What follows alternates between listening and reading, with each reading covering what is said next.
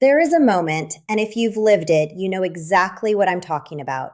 When something shifts, not loudly, not dramatically, just quietly, like a light being turned on in a room that was dark for far too long. You stopped reacting the way you used to. You stopped apologizing for things that weren't your fault.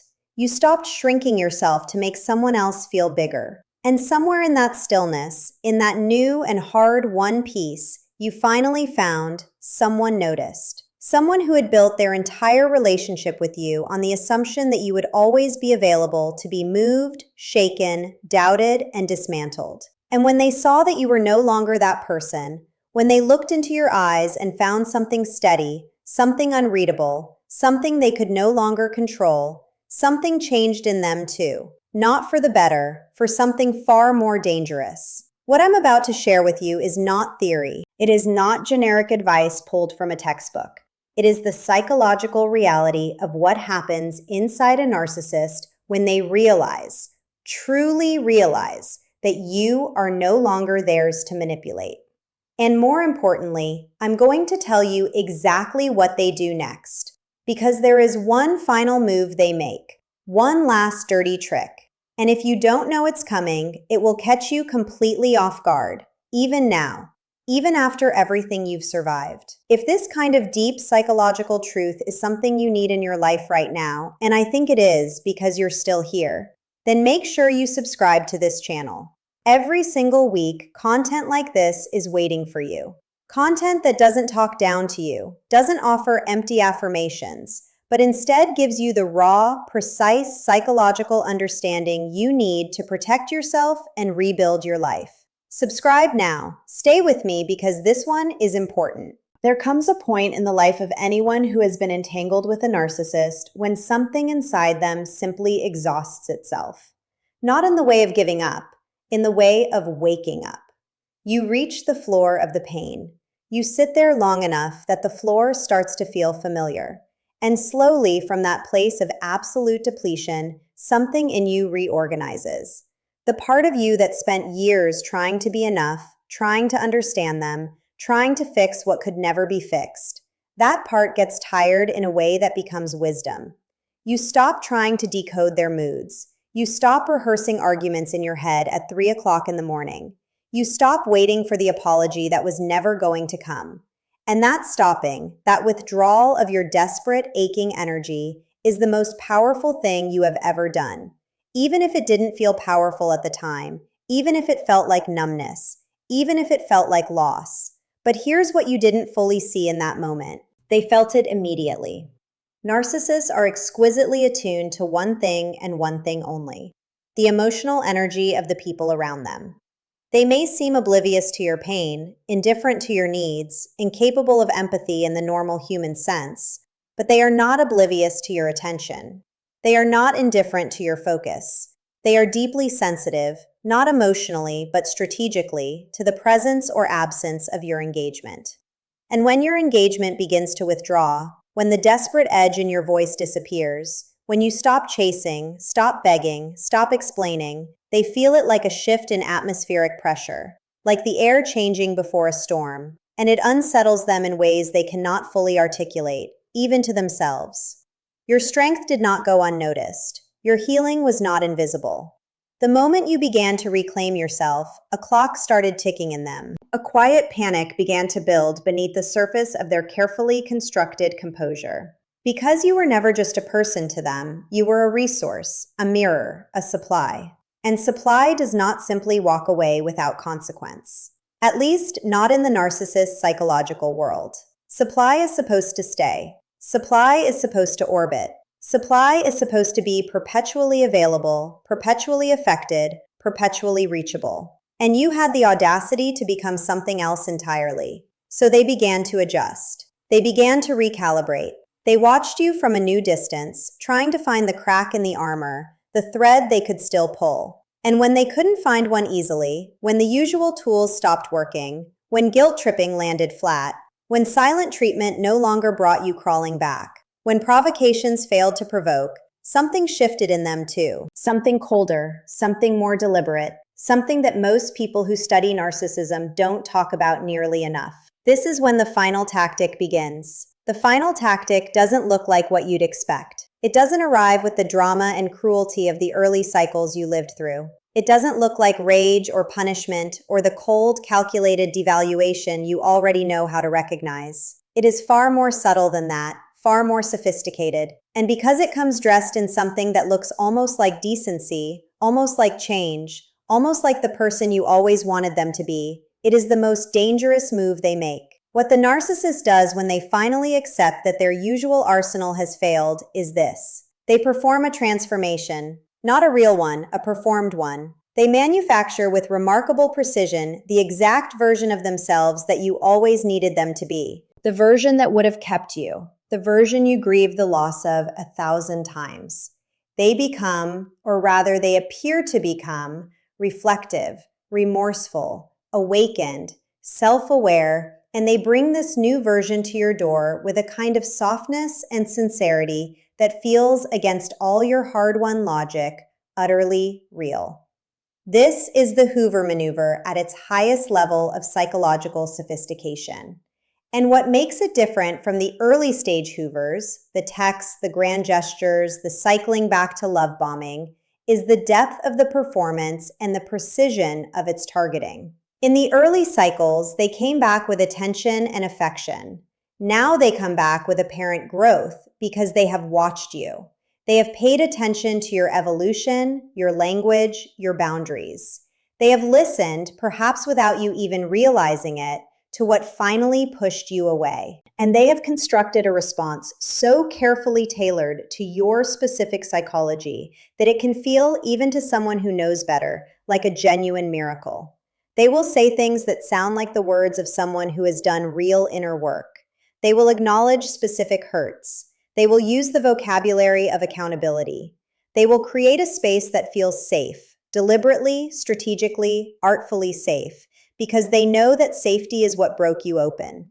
And they are going to offer you a facsimile of that safety so convincing that every part of you that still holds love for who they could have been will lean forward and whisper, maybe this time. This is the trick. This is the last dirty trick. And it works when it works. Not because you are weak, but because you are human. Because you have a heart that genuinely wanted repair. Because you carry within you an innate, beautiful capacity for hope and belief in change. And they are using that against you. They have always used it against you. But now they are using it with a level of precision they have never used before. Because this is their last move. Some part of them knows that if this doesn't work, you are truly gone. And so they bring everything they have to this final attempt. Understanding why this happens requires you to look at what is happening inside them, not with compassion that excuses them, but with clear-eyed psychological precision that protects you. When a narcissist loses control of someone they once held tightly in their psychological grip, they experience something that functions in their internal world like an identity crisis. There is a comfort implicitly in upping up the future, because you were part of the architecture of their self-concept, your admiration, your attention, your fear, your devotion. These were load-bearing walls in the structure of their fragile inner world. And when you withdrew, when you became strong enough to live without the constant turbulence they created, you didn't just leave a relationship, you destabilized an entire internal ecosystem. Their sense of superiority depends on having people beneath them. Their grandiosity requires an audience. And you, by healing, by growing, by quietly and powerfully refusing to participate anymore, took all of that away. You became evidence of something they cannot afford to believe, that they are not as powerful as they think, that someone can genuinely outgrow them and become more than they ever were in the relationship. This is not merely uncomfortable for a narcissist. This is existentially threatening. It touches the rawest wound in their entire psychological structure. The terror that underneath all the performance they are ordinary and breakable and beatable. And you, by walking away with your dignity intact, proved it. So the final tactic is not just about getting you back. It is about restoring their internal equilibrium. It is about reestablishing that they still have power, that they can still move you. If you are finding this valuable, if something in these words is landing in a place that feels true and recognized, then I want to remind you that this channel exists to give you exactly this every week. Subscribe if you haven't yet. Share this with someone who needs it, because this is the kind of content that can change the trajectory of someone's life. After the initial approach, the performance of growth, the carefully calibrated softness, there will almost always come a second phase. And this is where the mask begins to develop hairline fractures if you are watching carefully. Because a genuine transformation can sustain itself indefinitely. A performance, no matter how polished, cannot. At some point, the effort required to maintain the act exceeds what they are willing to invest. And when you don't capitulate quickly enough, when your strength holds, when you respond with warmth but not surrender, the pressure begins to build behind the mask. And then you will start to see it. Small things at first, a flash of impatience when you don't respond the way they hoped, a subtle shift in tone when you maintain a boundary, a moment where the old deflection appears, dressed in new language, but recognizable in its movement. They might frame their efforts as sacrifice. They might begin to suggest gently but unmistakably that your caution is the problem, that your inability to simply believe in their change is evidence of your damage, not theirs. This is the reframe. This is where the accountability they performed begins to redirect itself back at you. If you are not watching for it, you will absorb it. Your nervous system, already trained by years of subtle manipulation to believe that your perception is the issue, will be vulnerable to this inversion. They will suggest that your strength is actually rigidity, that your clarity is actually fear, that your refusal to immediately trust is a wound you need to heal, not a wisdom you have earned.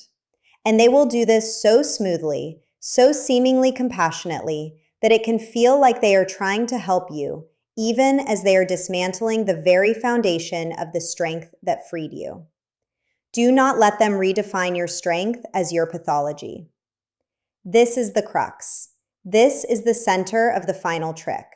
Because if they can convince you that your clarity is actually damage, if they can pathize your hard-won awareness, then they have achieved something extraordinary.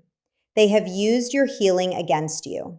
They have weaponized your growth, and you will find yourself doing the unthinkable, explaining your sanity to the person who tried to take it from you. There is another layer to this that operates almost entirely beneath conscious awareness, and it has to do with time, with history, with the chemistry of long-term emotional entanglement. The narcissist who has been with you for a significant amount of time knows you not with curiosity and genuine interest in your inner world, but they know your wounds. They know where you are tender. They know the specific architecture of your longing, the precise shape of the love you always wanted, the exact words that move you. This knowledge was gathered not out of love, but out of utility. And now, in this final move, it becomes their most powerful weapon. When they say the right thing at the right moment, in the right tone, when it lands exactly in the center of your most unhealed place, you have to understand that this is not intuition. This is not emotional attunement. This is strategic knowledge being deployed with precision. The intimacy you shared, the vulnerability you offered, all of that became information. And information in the hands of someone who has never learned to love without controlling becomes ammunition. So when their final approach echoes your own deepest language back to you, and you feel that uncanny sense of being truly seen, what you are actually feeling is your own soul being mirrored back at you, not their love, yourself reflected. And the feeling of being known that arises in that moment is real. It's just not coming from them. The answer to all of this is not cruelty. It is not revenge. It is not a dramatic confrontation or a righteous speech.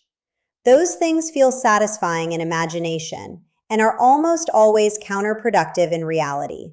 Confrontation gives them something to work with. Drama gives them energy. Anger, even justified anger, is still engagement. The answer is something far quieter and far more devastating to a narcissist than any emotional display could ever be. The answer is discernment without performance. It is the capacity to hold your ground so naturally, so effortlessly, that it doesn't look like holding ground at all. It looks like simply being who you are. Because what a narcissist truly cannot tolerate is not anger, not rejection, not even distance. What they truly cannot tolerate is irrelevance. What breaks their hold completely is not when you fight them, but when they simply cease to be the organizing force of your emotional life. When their presence no longer creates a weather system inside you. When you can hear from them, be near them, even have a brief interaction with them, and return to your own internal stillness as naturally as the surface of a deep lake returns to calm after a stone is dropped in. That stillness is your power, not as a tactic, not as a tool, but as the genuine inheritance of the work you have done. When you recognize the final trick for what it is, not in theory, but in real time, something remarkable happens. The recognition itself changes the experience. Instead of being pulled under, you find yourself watching from above. Not coldly, not without feeling, but with a clarity that is almost like seeing in a new dimension. You see the move. You see the fear beneath the move. You see the wound beneath the fear. And you see, perhaps for the first time, with absolute completeness, that none of this was ever really about you. The way they treated you was never a reflection of your worth. It was always and only a reflection of their limitations, their inability to truly connect, their terror of being ordinary, their incapacity for the kind of real, mutual, vulnerable love that you were always capable of giving and that they were never capable of receiving. You did not get strong because it was easy. You got strong because you had no other choice but to feel everything, process everything, understand everything, and keep moving anyway. The strength you have now is not the absence of pain. It is pain that was metabolized into clarity, into wisdom, into the specific and irreplaceable knowing that comes only from having been through something that tried to take everything from you and failed. And the narcissist sees that strength. They see it because they cannot possess it, because everything they are is constructed, and everything you have earned is real. And that asymmetry between what is performed and what is genuine is ultimately what they can never overcome. The narcissist's final trick was designed to pull you back from the threshold of the life that is waiting for you, a version of your life that is not organized around surviving someone else's instability. A version of yourself that does not need to be strong in the defensive, armored sense, but is simply, naturally, quietly whole. And something in you already knows, not just intellectually, but in the place below the words, that going back would be a kind of self-betrayal that no love story, however beautiful it once felt, is worth. If what you found here today gave you something you needed, something that named what you couldn't name, that saw what felt unseen, then this channel is yours. Subscribe, come back, bring whoever in your life needs to hear this, because there is so much more to understand, to name, to illuminate. So much that has happened to you that deserves to be seen with this kind of precision and this kind of care. The final trick has already failed, and somewhere beneath everything you're still processing, beneath the grief and the anger and the complicated love that doesn't disappear just because you finally understand the truth, you already know it. You already know that you are not going back, that the version of you that was vulnerable to their architecture no longer fully exists, that you have crossed a threshold that cannot be uncrossed. And that knowledge, that quiet, unshakable, private knowledge, is the thing they were most afraid of. It is the thing they deployed their final trick to prevent.